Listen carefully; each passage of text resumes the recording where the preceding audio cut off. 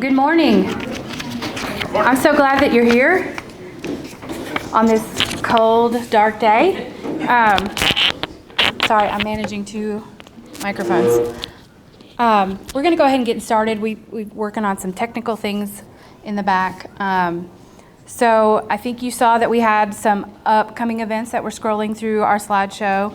And if you want your events to be featured at our next meeting, which I don't believe, that's in January. We take November and December off because November and December are crazy for everyone. So we also send out periodic emails. So if you want your event, announcement, whatever, featured in those emails or on this slideshow, reach out to Chastity. There's also a table up front with flyers. If you make sure you stop by there and pick up some information.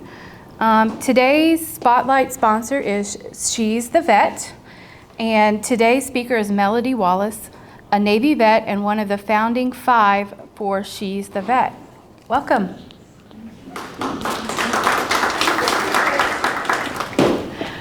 Good morning. How are you today?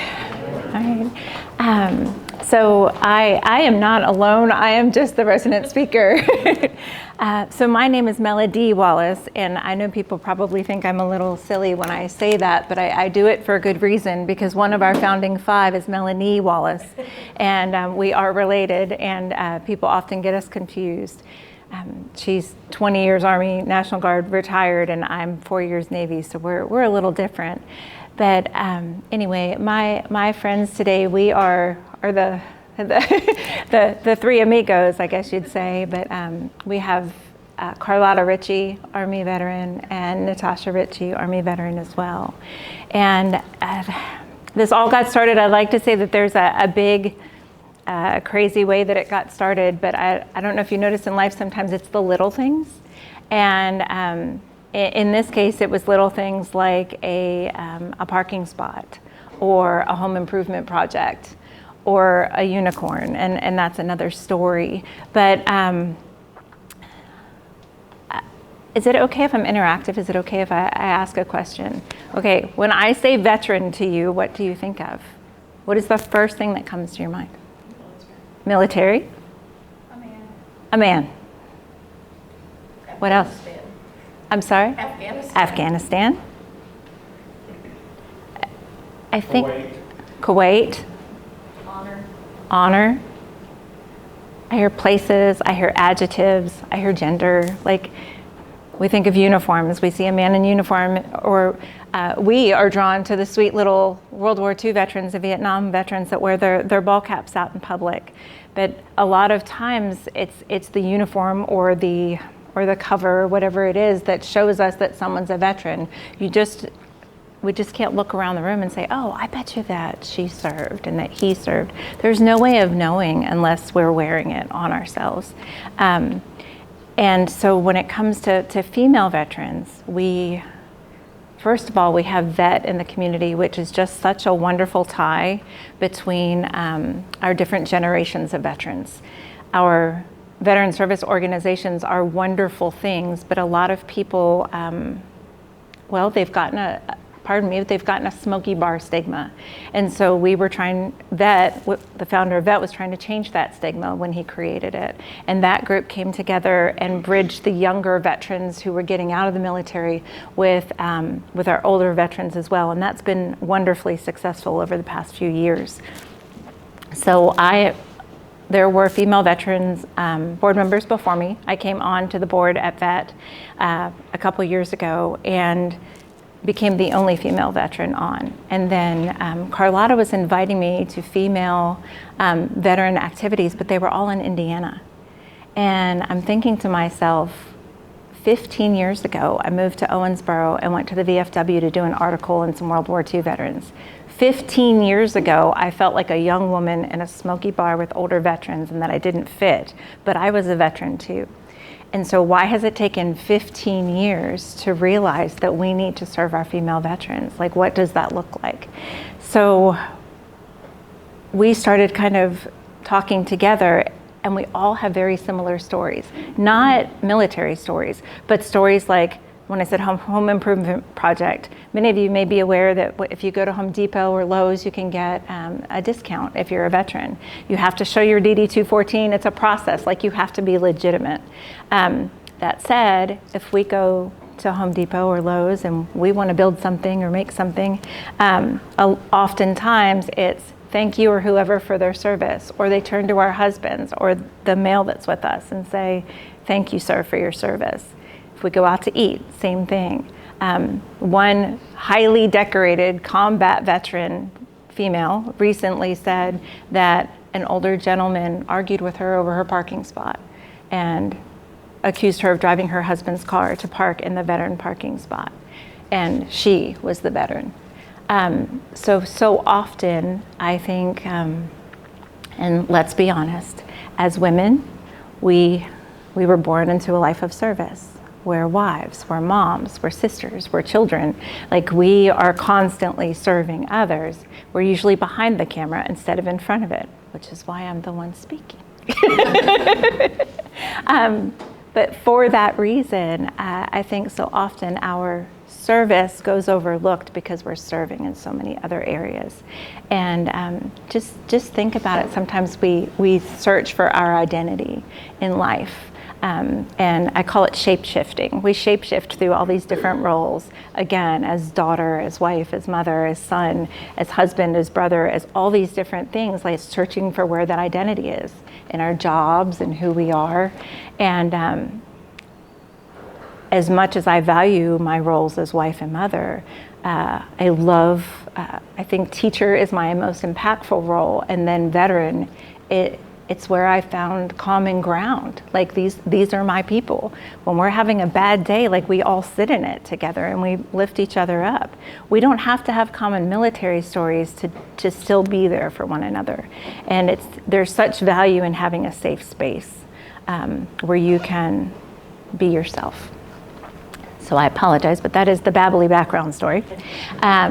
Now to show you a little bit about who we are and what we do, or what we hope to do in the community.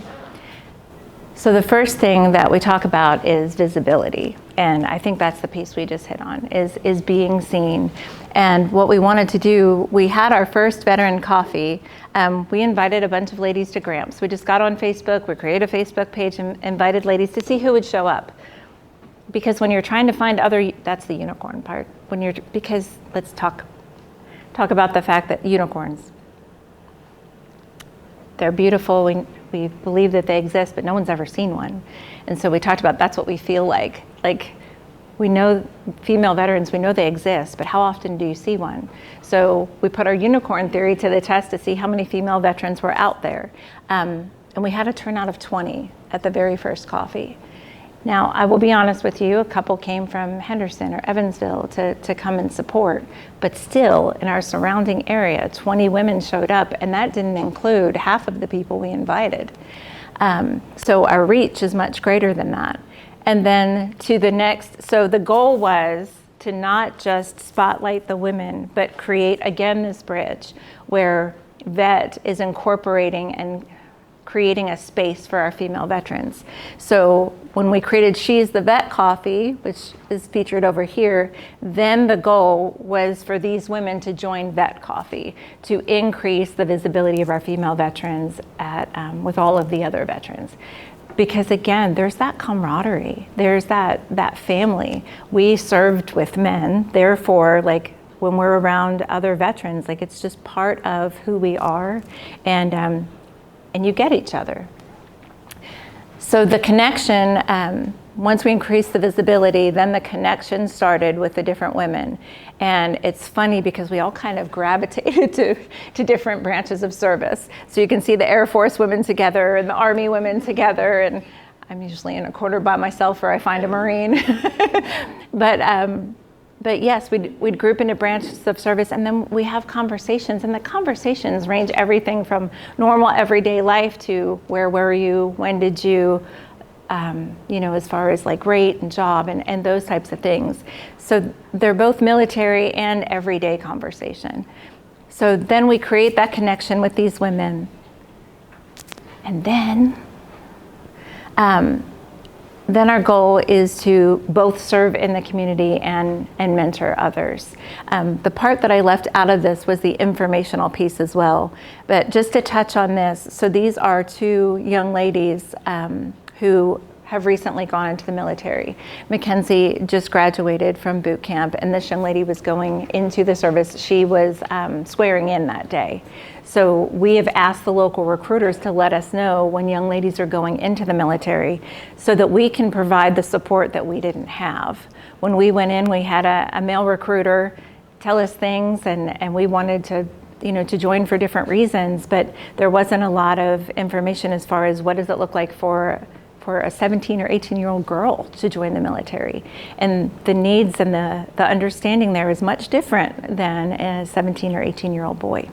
So for that reason, we were able to answer some questions for them or make sure that they had different supplies they needed or be here when they're nervous, because it's a whole lifestyle change to go from real life to boot camp and then to experience these different things. So that was a big thing for us to show up for these young ladies, and we will continue that. We wrote letters to Mackenzie while she was in boot camp, and we're still answering questions as she's gotten back and is kind of transitioning into military life. Resources and information. When it comes to our the other female veterans, one thing that we've been focusing on is, again, as women, we often don't put ourselves first. So some of us got out of the military several years ago, and I've never been to the VA for a doctor's appointment. I had not joined any veteran organization, and I have been out longer than my children have been alive. So we are accountability partners to each other. We all challenged each other to go to the VA and sign up, to go join at least one, if not two, veteran organizations. And we are challenging other women to do the same, but then we're informing each other. At our last coffee, we had two women who are very well-versed in the VA system, and they were able to kind of educate us on the mental health as well as the physical health components, because the mental health component for veterans is necessary as well. Okay. And then support. So when we go back to that visibility piece, you might see 6 women dressed up. We started wearing pins just to show people that we are female veterans. But what you don't see here is that every one of these women served Army, Navy, Army, Air Force. And this dear veteran friend lost her husband in combat. So she's a Gold Star wife, and a lot of people wouldn't see that. But the 6 of us drove together to Louisville to support. The 5 of us were there to support her at the Gold Star family celebration, where all of the Gold Star families were recognized that evening. And so again, it just becomes that camaraderie, being there for a sister in arms to support her when she's going through a hard time. And we have the fun stuff. So, God bless Lou Drawdy. Lou Drawdy is a local Marine Corps veteran. If you don't know Lou, he is Toys for Tots, but he's a fantastic gentleman. But for years, he has had this vision of paying homage to a female veteran from Owensboro, Mary Josephine Oberst. And Mary Josephine was an Angel of Bataan, and she was a prisoner of war during World War II. So he has had this vision for years. And then, I don't know if you're aware, but and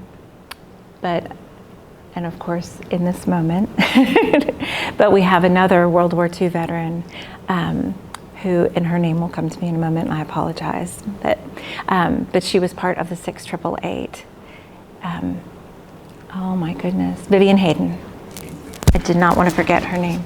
But Vivian Hayden was believed to be the first Black woman to join the military from Owensboro, and then served as a part of the 6888 postal unit. So both of those two women need to be recognized, as well as all female veterans.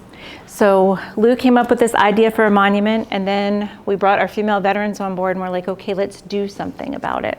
So what you'll see here is our vision for the future.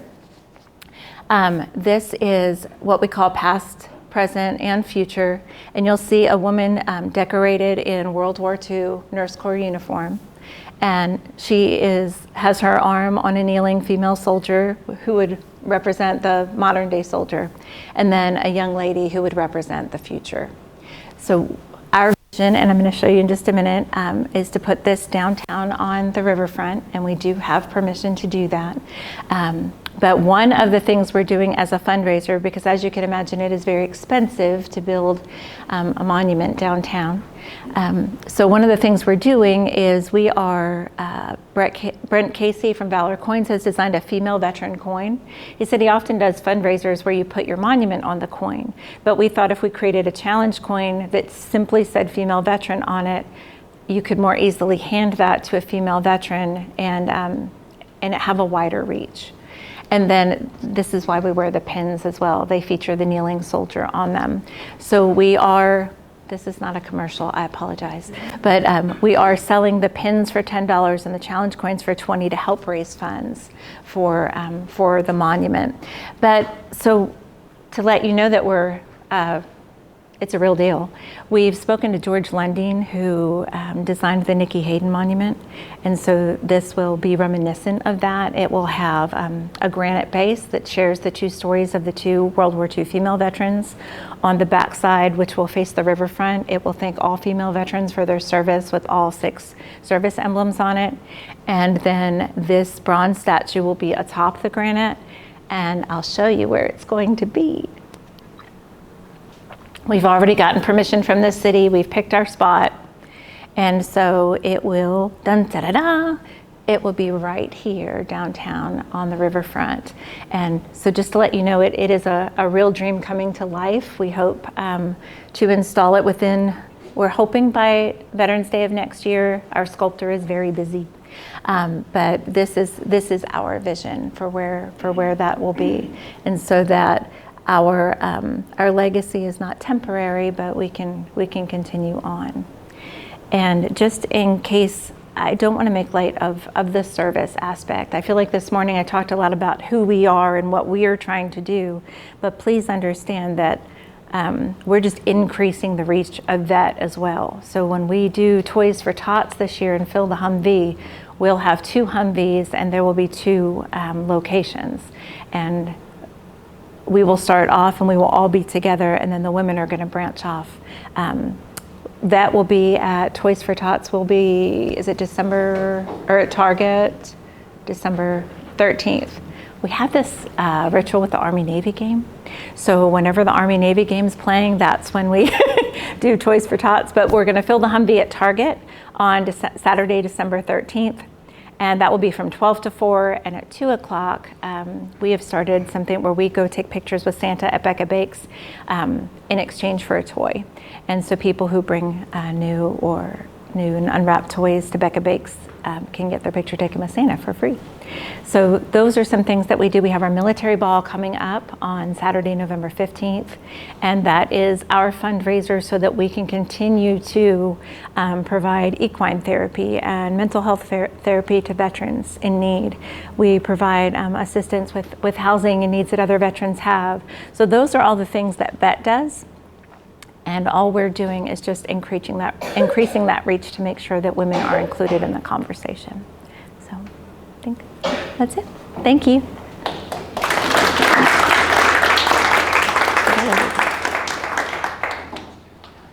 Thank you so much. Thank you so much. I learned a lot this morning. Thanks for the work that you're doing. I missed the 1-minute shout out, and we do have someone. It's Brenda with Tucker's Treehouse. Thank you.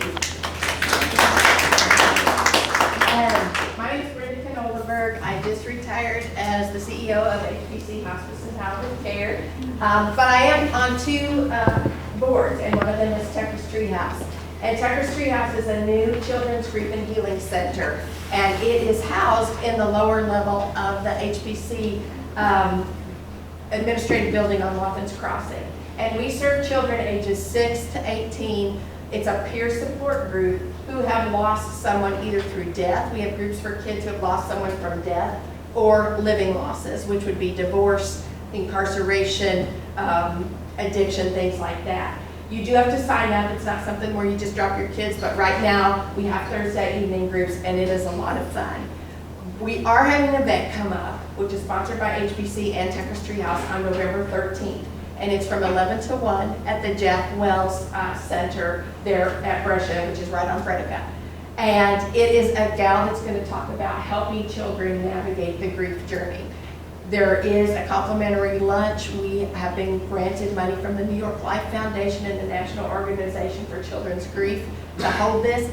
It's for the people in the community, but if any of you serve children, know somebody that serves children, or has a child that you think would benefit from you learning about this, I just want to encourage everyone to come because Tucker's Treehouse is going to be, I mean, it is just in its infancy. We start our first groups in August, and I'm a volunteer, and it is so much fun. I encourage you, if you want to be a volunteer, come find out how to do that, because these kiddos just need people to love on them. And we have found that if, you know, a lot of people that have drug addiction and alcohol addiction later in life, we found that if you look back, there is a tragic event, a trauma event that happened early on. And sometimes that is the death of someone that they care deeply about.